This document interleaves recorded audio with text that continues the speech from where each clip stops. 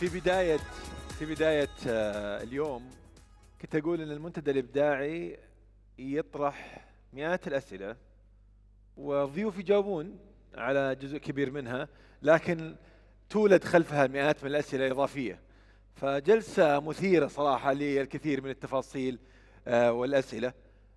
فالسؤال القادم هو التالي: كيف انتقلت هذه التقاليد وبأي صياغة وبأي ترتيب انتقلت هذه التقاليد إلى الوقت الحالي؟ من حفظها؟ كيف أرشفت؟ من بحث عنها؟ كيف بقت إلى هذا الوقت؟ كل هذه التفاصيل أعتقد ممكن نحصل عليها أو نحصل على مجموعة كبيرة من الإجابات، وهذا هو موضوع الجلسة القادمة.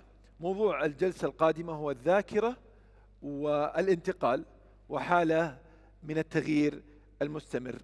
والسؤال هو الذي يطرح: كيف للأرشفة والحفظ الإبداعي أن يشكلا ذاكرة بديلة؟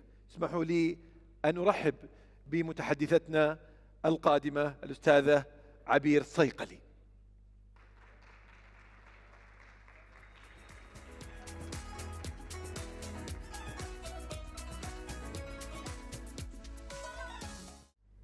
Hello, everyone. First of all, I'm very excited to be here. Thank you, Ms. Artweek, for inviting me to participate in the Creative Forum. I'm going to start my presentation today with presenting my studio space. Good design, in my view, is a process that picks up on existing threads and continues to weave them through time. It's part of an evolutionary process that makes objects more meaningful and relevant to both society and technological advancement. My practice and studio space are grounded within this mindset as a tapestry of personal memory that I've documented, collected, and archived, and that which is continuously being woven. Each item in my studio, whether made by nature or made by my own hands or the hands of others, carries a piece of the past. Together, they compose a living narrative, a performative score that shapes my present and future, manifested through the objects I imagine and the objects I make. Tradition and memory are not static relics or mere reflections of the past. They persist within these objects as vivid records, expressing my own history, its people, places, and stories. This living narrative, as a vessel of my experiences and observations of an expansive cultural history and personal memory, transforms my studio into more than a creative space. It is where my ideas find a home, a performative archive of tectonic experiments and collected objects that define my understanding of home. In the words of Pritzker laureate Wang Shu, a lost tradition means a lost future.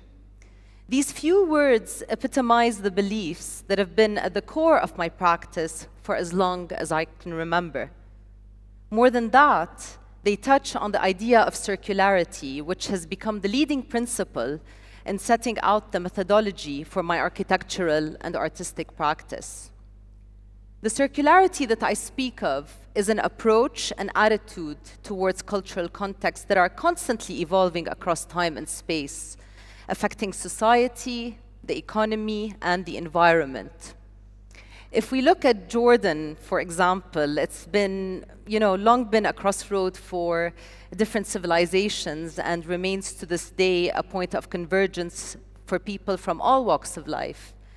Its demographic and physical landscape is constantly changing, and it is still coming to terms with political responsibility, social transformation, and the effects of regional conflict.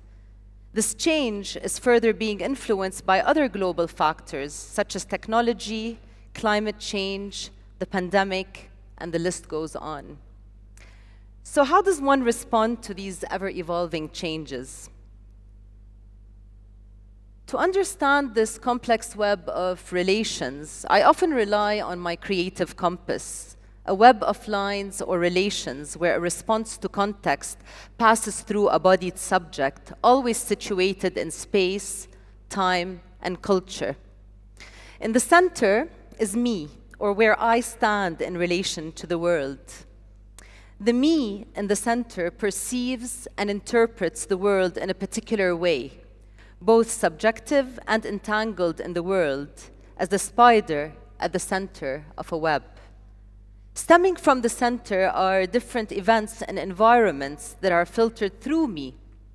And with this compass, I consider four main approaches that inform my positionality and the means of acting on my environment: the sociocultural, environmental, technical, and economical aspects.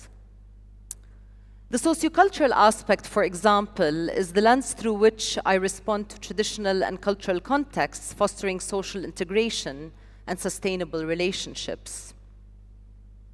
The environmental element comes in when I use natural resources in my work to adapt and respond to urgent environmental conditions.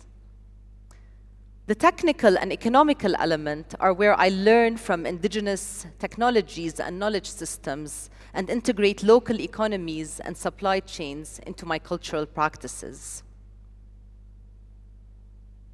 The center acts as an anchor for these different experiences, demanding constant self-reflection and questioning of my intentions, my processes, my outcomes, and the choices I make. It is through this creative compass that my practice is manifested, never through a linear path, but through a circular one that brings me back to examine myself at the present moment. It allows me to become aware of how my body engages with materials and the environment, guiding my actions within the space where I exist. So after traveling around around the world and pursuing a career in luxury retail design and mixed-use developments, I found myself situating my practice in the cultural context of my home in Jordan, where I shifted towards a more grounded practice that is rooted in the processes of memory and cultural empowerment. Looking back at my Bedouin ancestry and the ways they wove their homes and approached dwelling, I found that the past is a necessary part of the future. As Wang Shu had made abundantly clear, without this return to the center and without the circular approach to building, we are constantly chasing one thing: linear progress and advancement. And we're chasing it in a very nonlinear world where history continues to repeat itself and crises and wars and pandemics continue to erupt. Returning to tradition and returning to the self can open up our minds to a larger role that architects could occupy, beyond just planning, designing, and constructing buildings. That role should be less linear and more spiritual, in the sense that the architect does not abandon the building once it's complete. Their role lives on in maintaining and nurturing the building. In Arabic, the role is captured in the word for architect, which is mi'mar. The mi'mar's role does not end with the completion of the building. The completion marks the beginning of their relationship with their built structure. When I began to shift my career from one that is office-based and detached to one centered around community, memory, and cultural empowerment, I began to look at these two artifacts that I had inherited from my family in a new way. This photograph of my great-grandmother, who was a Bedouin weaver and homemaker, and the rug that she hand-wove, is a cultural heritage resource that not only carries ancestral knowledge, but strengthens the sense of who we are. While each Bedouin tribe has distinct designs that marks the weavings, each piece is infused with an individual memory, that of its own maker, history, and context. Through its colors and pattern, this particular rug is characteristic of the holy town of Madaba, a place in Jordan that dates back to the Middle Bronze Age and that's mentioned in the Bible. In Jordan, rugs continue to be woven by Bedouin women on traditional ground looms, constructed of stones, sticks, and other available materials. This ancient cultural techniques of making textiles helped Bedouins adapt to their environment and ensured survival. But today, weaving as a way of life is slowly vanishing as Bedouin tribes leave the desert for a more settled urban existence.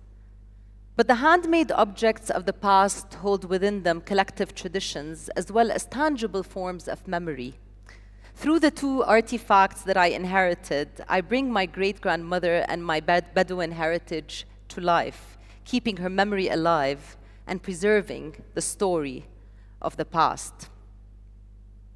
When I reimagined my great-grandmother's rug, I saw both its pattern and her image merge in a new composition that tells the story of a fading tradition.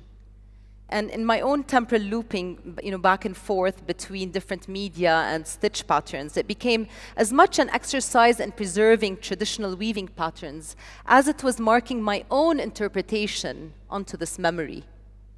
This act of reinterpretation here allowed me to, symbolically link the hands that pass down our heritage and tell the stories of my ancestors.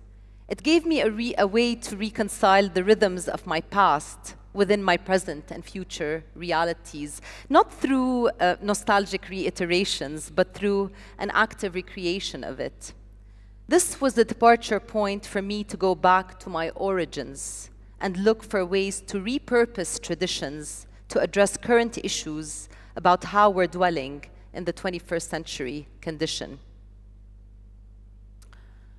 My research into my origins were carried through a new project where I began reflecting on my family's history of displacement, on shelter building practices, and how our built environment responds to various forms of displacement. It also prompted me to rethink my role as an architect and consider how to use existing knowledge to address contemporary crises like the sprawling displacement crisis. At the height of the Syrian conflict in 2013, I saw firsthand how displacement camps are uninviting environments that fail to foster any form of social interaction. Made up of temporary structures which follow dysfunctional systems of construction, they are too rigid to accommodate different scales of function, and they do little to support the host communities which desperately rely on them. So I developed the first iteration of the project Weaving a Home, an ongoing development of performative structural fabrics and an exploration of the social implications of creating homes for displaced communities. The project was inspired by Bedouin tribes' traditional building practices, where they travel across the deserts, setting up fabric structures that have a conscious, responsive, and nimble relationship to the environment at their core. Instead of building a temporary structure or a product, which cannot be transformed into a home because of its unsustainable infrastructure, my award-winning design became the first step in a journey of working on what I no longer see as purely a physical space, but as a social technology that adapts and responds to local contexts and needs. The geometry of my configuration forms a stable and durable double membrane enclosure. The technical fabric integrates water collection, harnesses renewable energy, and allows for controlled ventilation, providing many of the comforts of a dignified contemporary life. The resulting lightweight structure is resilient and collapsible and proposes a solution that does not impose shelter on communities, but develops them hand in hand with communities for whom these shelters will become homes. This participatory process enhances skills, transfers crucial knowledge and traditions across generations, and cultivates well-being. As a communal expression of what the Weaving a Home tent has the potential to become, the call to conserve our cultural heritage through collective building processes manifested itself through a separate yet interlinked program. My project, Meeting Points, synthesizes traditional Bedouin tent-making construction, contemporary design practices, and community participation within a new cultural form. Through this project, I worked with 58 rural Bedouin communities, rural and Bedouin communities around Jordan, with 40 of them being women. Together, we created a three-dimensional handcrafted tapestry that draws on the environmental rootedness of Bedouin social practice and knowledge. One that makes crucial use of the relationship between mind, body, and hands. This kind of purposeful, iterative social design process that originates in indigenous cultures offers a powerful parallel to contemporary shifts towards collaborative creation. Throughout this process of designing this material system, I saw how embodied approaches to making have been increasingly lost to industrial modes of production, and how in many ways our concept of technology has narrowed alongside that transformation.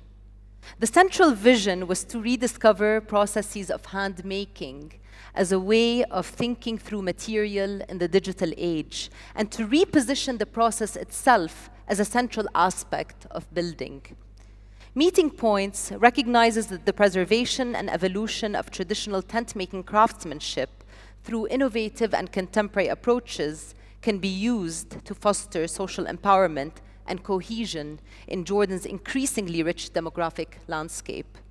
With these meeting points of different influences and methodologies, the architecture of today can adapt and respond to local contexts and needs.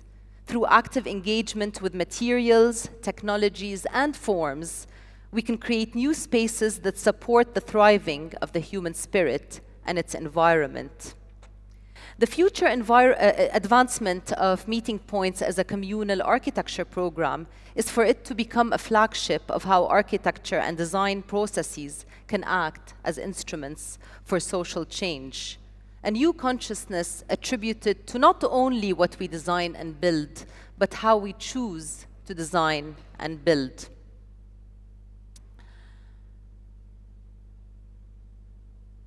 The poetry of the Bedouins' tent construction pushed me to see weaving a home as a creative building process that has the potential to advance new knowledge to pre-existing solutions developed by previous generations, placing itself within a continuum of tradition. The dome represents a continuity and the evolution of placemaking that is not linear but rather circular, rooted in the present, but watered, fed, and nurtured by its past. In its present configuration, developed in cooperation with renowned London-based engineering firm Atelier 1, the project has evolved into a feasible structural realization and an innovative prototype design ready for production. At this stage, the future advancement of this holistic project is reliant on the manufacture of a full-scale prototype of the design, while simultaneously the establishment of a patent portfolio has been key. My first patent from the UK for the tent has recently been granted, which is a crucial milestone in this endeavor. Thank you. Today, I continue to build prototypes at different scales and place them in different spaces to engage in a wider discussion about shelter and human creativity. And you can currently see this prototype at the Science Museum in London. In a continuation of my desire to provide more structural contexts where communal building and cultural practices can take place through repurposing and adaptation of cultural traditions, I decided to establish a cultural shell in the heart of Amman, within one of its many abandoned buildings. In a 170 square meter site, I crafted a cultural experience program that aspires to interrogate the versatility of such abandoned spaces and to invert the usual spatial task of program seeks building into building seeks program. This was how my initiative, or this program named Al-Mamar, was born. The program presented a series of interactive exhibitions and events within the cultural shell, from culinary experiences to interactive exhibitions and events. Al-Mamar began to reflect on the evolution of traditional values, critical arts practice, and the notion of transience within the context of Jordan. It became a channel linking past and future, tradition and modernity, a reconstruction and repurposing of an impermanent yet culturally rooted space that had adapted to the current urban fabric, becoming once again an active part of the total cityscape.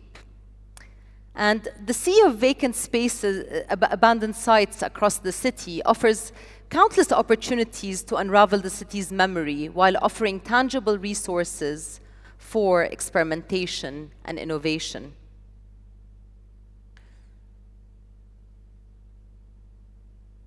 Another method I chose for preserving cultural heritage was creating an archival documentary video piece called Matters of Time.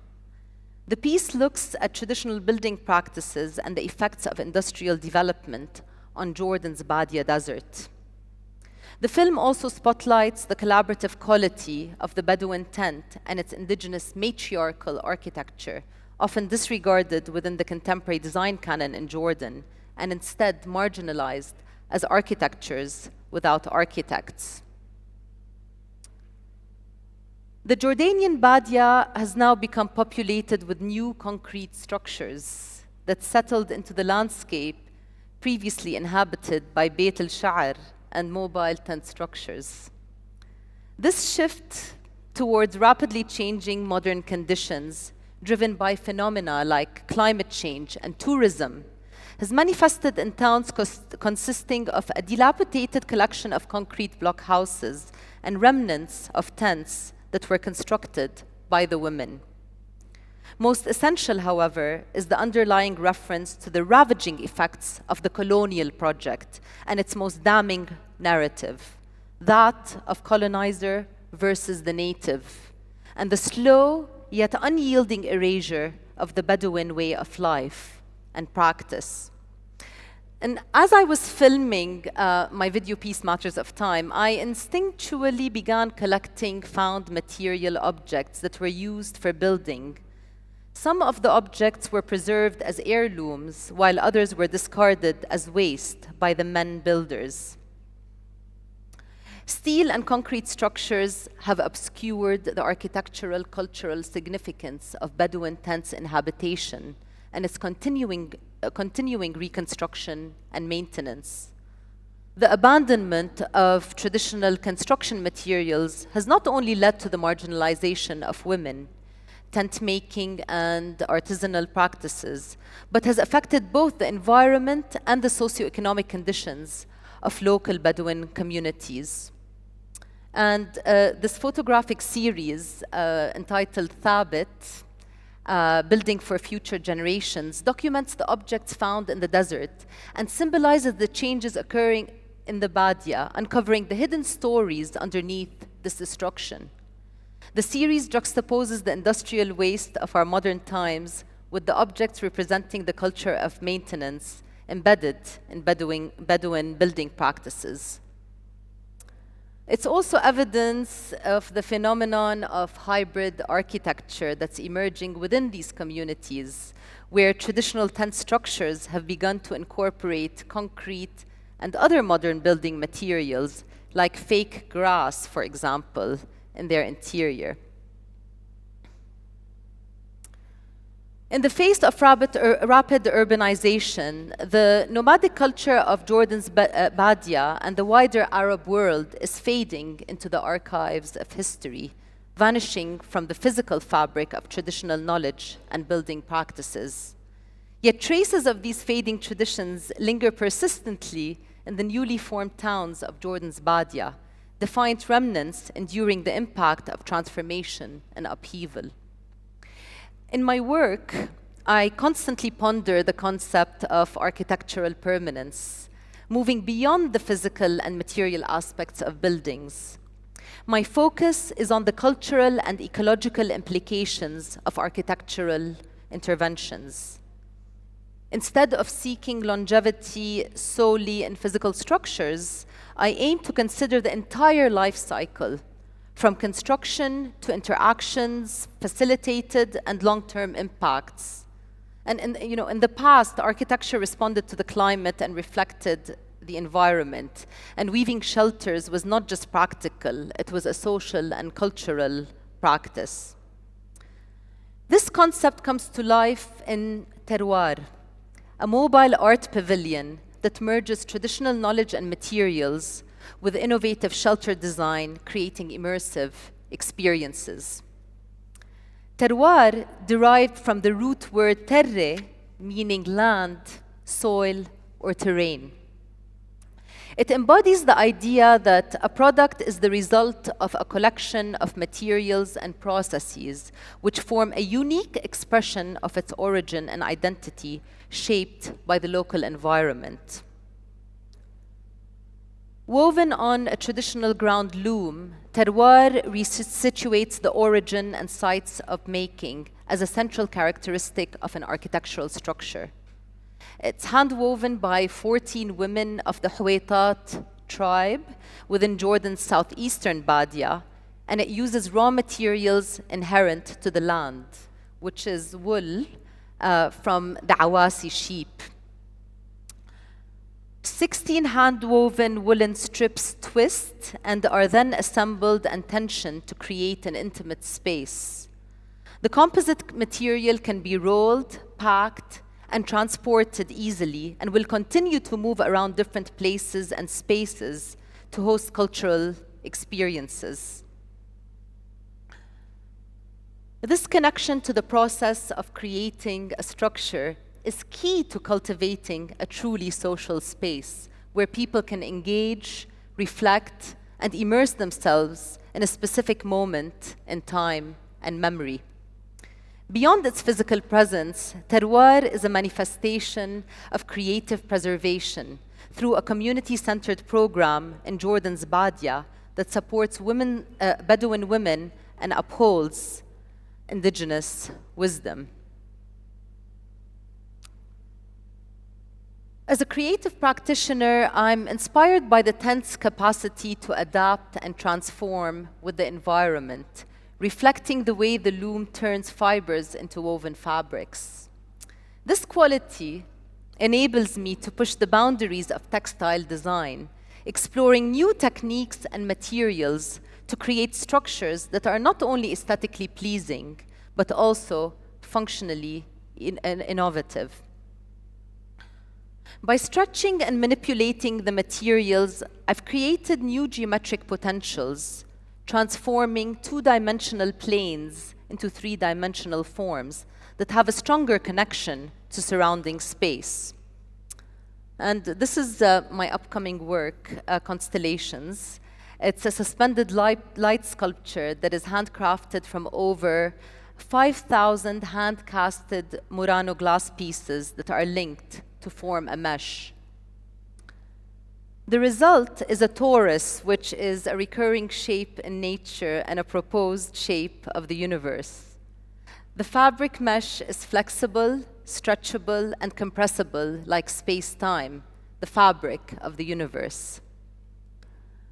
Conceptualized in Amman, Jordan, it was produced off the coast of Venice in Italy, and this is just an image to give you an idea of just the scale of the object. So, Constellation draws upon intangible heritage from both Italy and the Arab homeland. It merges traditional Venetian glassmaking and Bedouin weaving practices. When illuminated, its glass mesh generates cosmological patterns of light and movement, and it's reminiscent of a starry night sky in the wilderness of the Badia Desert. As a cross-cultural work, Constellations offers new perspectives in art, architecture, and design. It's a meeting point of different cultures, influences, and practices that go beyond borders. In our rapidly changing world where globalization is homogenizing cultures, preserving and celebrating diversity is essential. The ancient art of weaving handed down through generations, acts as a vessel carrying the wisdom, stories, and traditions of our ancestor. And bringing back, the words of Pritzker laureate Wang Shu, a lost tradition means a lost future.